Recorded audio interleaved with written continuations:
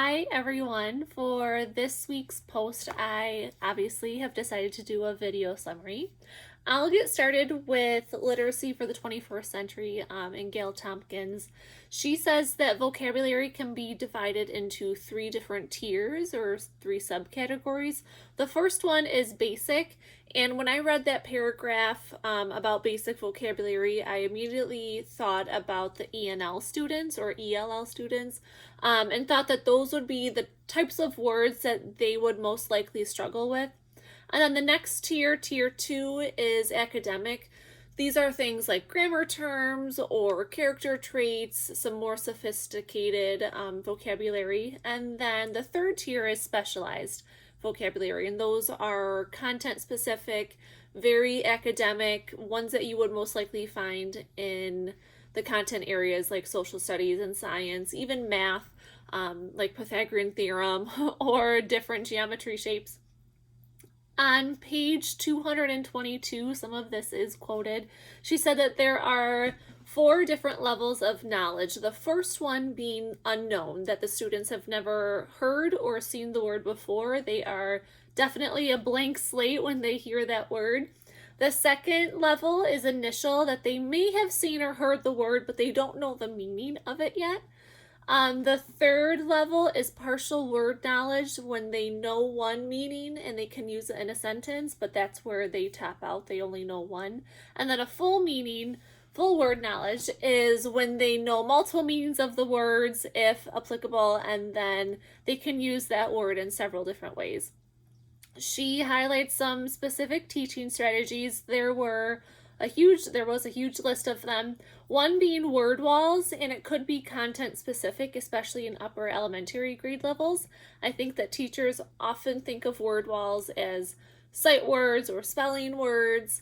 But when I taught fourth grade last year, part of the New York State curriculum for social studies was about the League of Five Nations and Iroquois and the tribes that once lived in New York State or the area of New York State. And I remember putting a lot of specific words up there on our word wall, not only for students just to have constant visual access to them, but when they were writing, because we were doing writing about social studies, it was really helpful for them to have that spelling for them.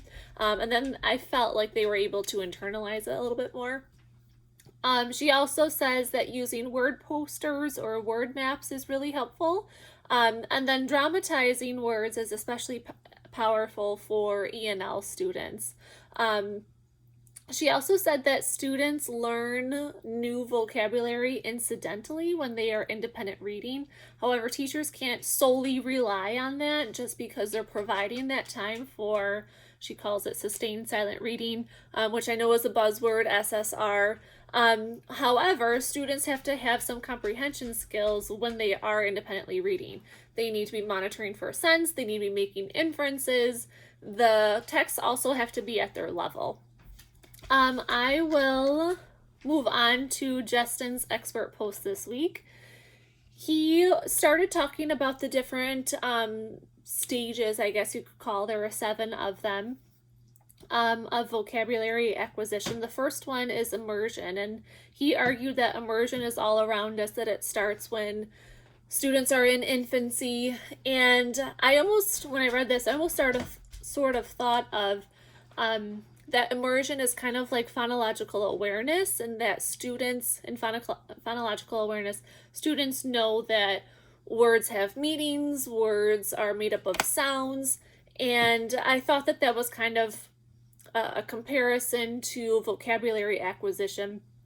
He also said that during the demonstration phase that students need to have a model, one that models appropriate vocabulary use, and things like that. He also highlighted some interesting facts from Tompkins in Literacy for the 21st Century. He reiterated the fact that students learn about 3,000 to 4,000 words per year, which I find really astounding. He breaks it down even farther, that students are learning about 8 to 10 words per week, which I think is incredible. And I am a teacher, and I'm like, Wow, I actually teach that many words. He also reiterated the fact that what Gail Tompkins made, that children need to be in an environment of words through multiple modalities.